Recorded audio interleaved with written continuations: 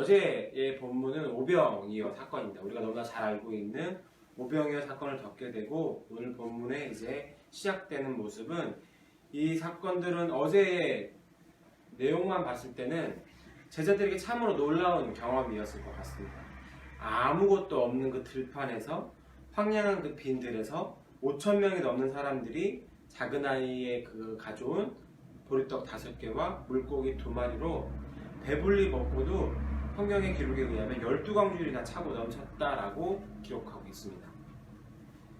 제자들은 그 기적의 현장 한 목판에서 직접 그것을 나누며 그리고 직접 체험했습니다. 아마 얼마나, 물론 지금 머리로만 저도 사실은 그냥 이렇게 하도 들어와서 그렇지 그냥 머릿속으로만 이제 막 멋있다 놀랍다 라고 하고 가슴이 막 뛰거나 이런 만큼은 아닌데 그냥 머리로만 아무리 생각해봐도 진짜 그걸 경험한 사람이라면 놀라울 수밖에 없고 감동의 눈물을 흘릴 수밖에 없는 순간이 아닐까 싶습니다. 어쨌든 그렇게 기적의 여운이 채 가시기도 전에 제자들을 거스르는 바람으로 인해서 고난을 겪게 됩니다. 제자들이 배를 타고 바다 건너편으로 간 것은 오병이어 사건이 일어나고 난 다음이고 45절에서 46절을 보면 예수님이 제자들을 바다 건너편 벳세다로 보내시고 홀로 기도하시다가 저물었다라고 하는 것을 보면 아마도 그날 그 초저녁쯤이 아닐까라고 문맥으로 좀 살펴볼 수 있을 것 같습니다. 이렇게 초저녁쯤에 배를 타고 제자들을 벳세다로 먼저 가게 됩니다. 그러던 와중에 제자들이 거스르는 바람과 그로 인한 풍랑으로 고난을 당한 것이 오늘 성경에 보니까 밤 사경까지 계속되었다라고 기록합니다. 밤 사경은 지금 시간으로 이야기하면 새벽 한 3시에서 6시 사이라고 합니다. 초저녁에 출발을 했는데 새벽 3시, 6시까지 이 풍랑 때문에 건너가지 못하고 그 바다 한가운데 있게 됐던 것이죠. 한마디로 정말 죽을 고생을 아마 했던 것 같아요. 얼마나 지치고 기진맥진했을까요? 불과 몇 시간 전에 오병이어의 기적을 경험했던 제자들이 바로 돌아서서 이러한 고난을 겪고 어려움을 당했던 것입니다. 근데 이 모습을 보면서 비단 그냥 우리의 삶과 내지는 우리의 신앙과 별반 다르지 않고 맞닿아 있다는 것들을 저는 좀 보게 됐습니다. 방금 전에 놀라운 은혜를 체험하고 기적을 목도하고 극단적으로는 예로 들면 이제 흔히 이야기하는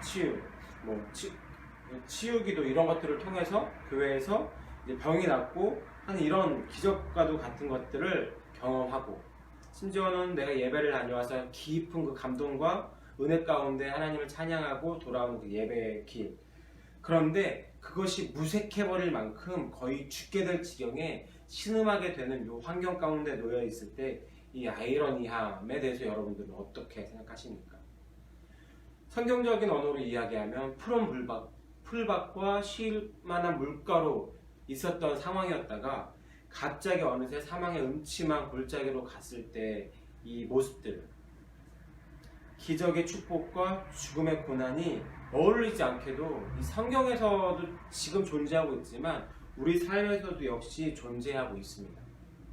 낮에 있었던 이 오병이어 기적의 사건에 대한 감동과 기쁨과 이 기억들은 한순간에 다 사라지고 지금 당장 내 눈앞에 보여있는 이 현실적인 괴로움이 제자들에게 닥쳐온 것입니다.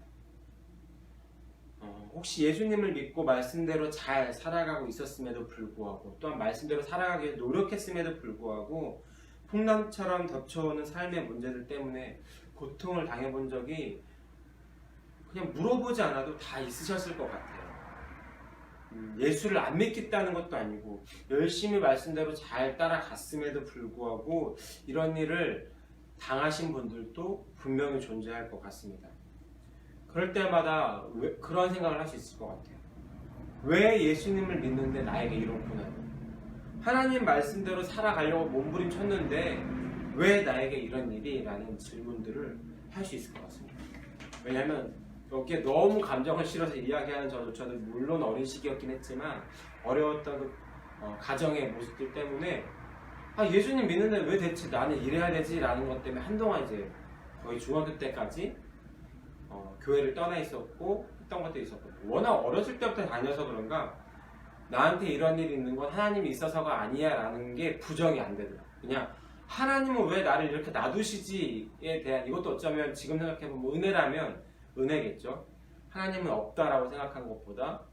그런데 어쨌든 그러한 배신감 내지는 이제 어린 마음에 교회를 좀 한동안 떠나 있었던 것 같습니다.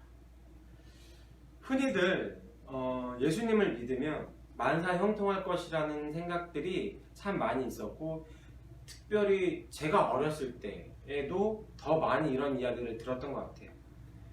예수님을 믿으면 만사 형통해. 이렇게 됐을 때 만약에 내 삶 가운데 어려움이 찾아오게 된다거나 그럼 대체 그것은 무슨 이유일까요? 그래서 어떤 분들은 많이들 그것을 죄의 문제와 결부시키기도 합니다. 내가 힘들고 어려워진 것은 하나님께서 나를 시험하려는 것이고, 혹은 내가 죄를 지었기 때문에 하나님께서 치시는 것이다. 물론 그것을 완전히 부정할 수는 없지만, 적어도 성경에 나와 있는 욥의 모습만 봐도 고난이 꼭 죄와 무조건 연결되어지는 부분은 아닌 것 같습니다. 예수님을 믿는다고 해서 고생도 없고 축복만 있을 것이라고 우리는 착각하기도 하고, 이런 생각은 그런데 우리가 할 수 있는 오해인 것 같습니다.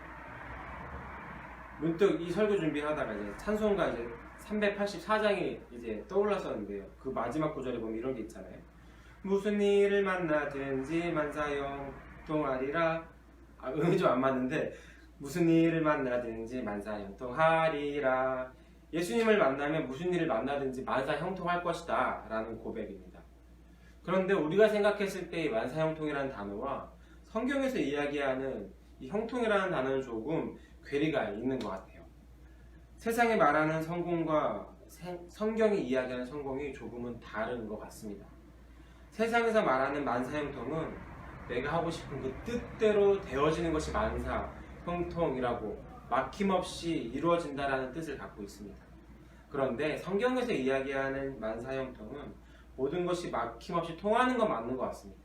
그런데 그것이 나의 통함이 아니라 하나님과 통한다라는 것을 우리가 꼭꼭 기억해야 될 것 같습니다.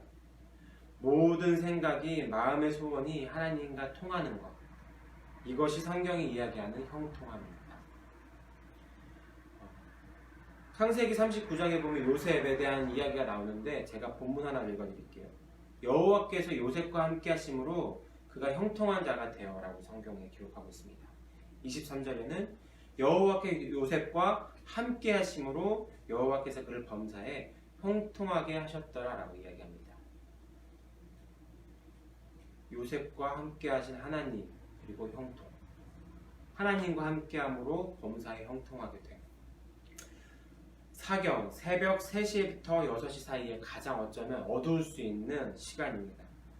그리고 그 시간까지 그 풍랑과 싸우느라 아마 이 제자들은 많이 지쳐 있었을 것 같습니다. 하지만 제자들에게 가장 힘들었던 것은 어쩌면 이 풍랑이 다가온 것도 너무나 힘들었겠지만, 주님이 함께 하시지 않는 것이 어쩌면 더 불안하고 힘들었지 않았을까 싶습니다.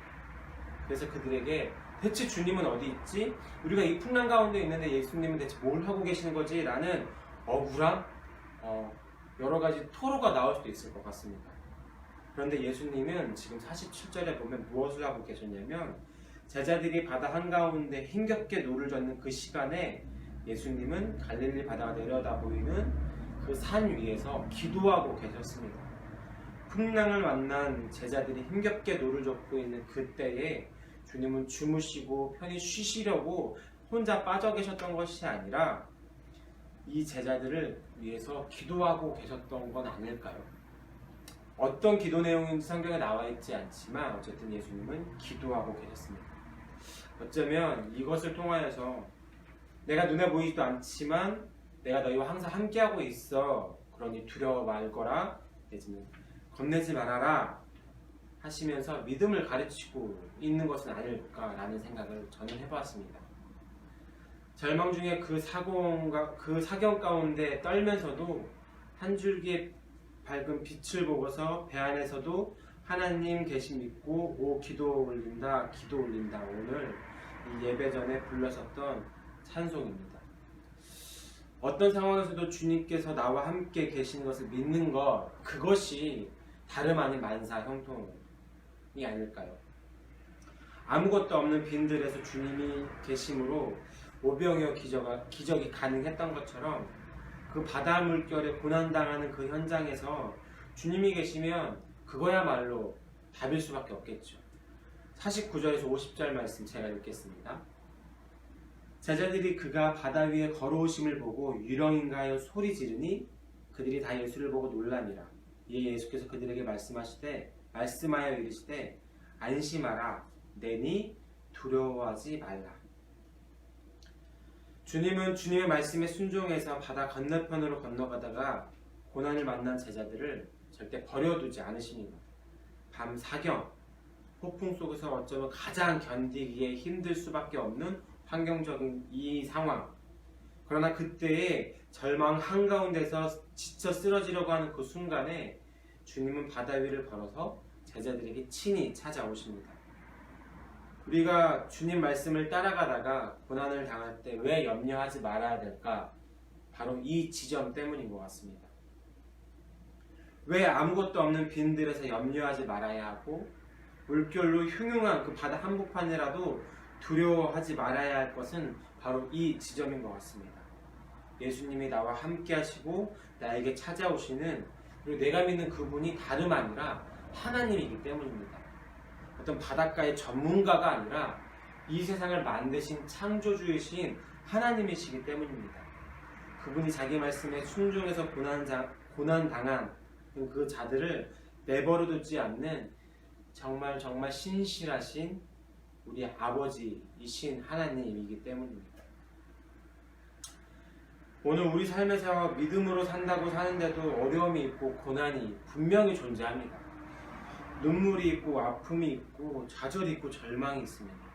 오히려 잘 믿으면 잘 믿을수록 어쩌면 더 깊은 고민과 힘들어질 수밖에 없는 것이 그리스도인의 삶이 아닐까, 숙명이 아닐까도 생각이 됩니다. 그런데 그때마다 주님이 우리와 함께 하신다는 걸, 나에게 걸어와 주신다는 걸 믿는 우리가 되어야 합니다. 내 이성으로 아무리 생각해도 이 고난을 이길 방법이 없고, 내 경험을 아무리 떠올려봐도 이 물결을 이겨낼 수 있는 지혜가 없지만, 내 안에 거하시면서 오늘 그 풍랑 가운데 찾아오셔서 안심하라 내니 두려워 말라 라고 말씀하시는 그 예수님의 음성에 우리가 귀 기울였으면 좋겠고, 그러한 형통한 은혜가 우리 가운데 있기를 간절하게 소망합니다. 그래서 더 믿음으로 살아야겠다는 다짐하고, 우리가 주님 안에서, 주님이 우리 안에서 거하시는 우리가 생각하는 만사 형통이 아니라 요셉과 함께함으로 형통했다라는 그 만사 형통의 삶이 우리 가운데 있기를 간절하게 소망합니다. 기도하시겠습니다. 하나님 감사드립니다. 거스르는 바람이 없이 모든 일에 내가 원하는 대로 이루어지는 것이 복이고, 성도가 누리는 그 모든 형통한 삶이 복이고, 성도가 누리는 그 형통의 삶이라고 생각했었던 우리의 모습들을 다시 한 번 더 내려놓길 원합니다. 예수님을 믿으면 모두가 부러워하는 행복하고 만사형통의 삶을 살게 될 거라 우리는 착각하고 있지 않습니까? 그러나 진정한 그 형통한 비결은 어려움 없이 사는 것이 아니라 거스르는 풍랑 가운데 있을지라도 주님께서 내 안에 계시고 내가 주님 안에 있음을 다시 한 번 더 알고 기도로 주님과 소통하는 것임을 우리가 기억할 수 있도록 허락하여 주시옵소서. 우리가 일상을 살아갈 때에 하나님과 함께하는 것이 우리에게 큰 기쁨이고 축복인 것을 잊지 않게 허락하여 주시옵소서. 오늘 하루 동안도 주님과 함께함으로 만사 형통할 수 있는 우리 공동체 되어질 수 있도록 허락하여 주시옵소서. 이 모든 말씀 예수님의 이름으로 기도했습니다.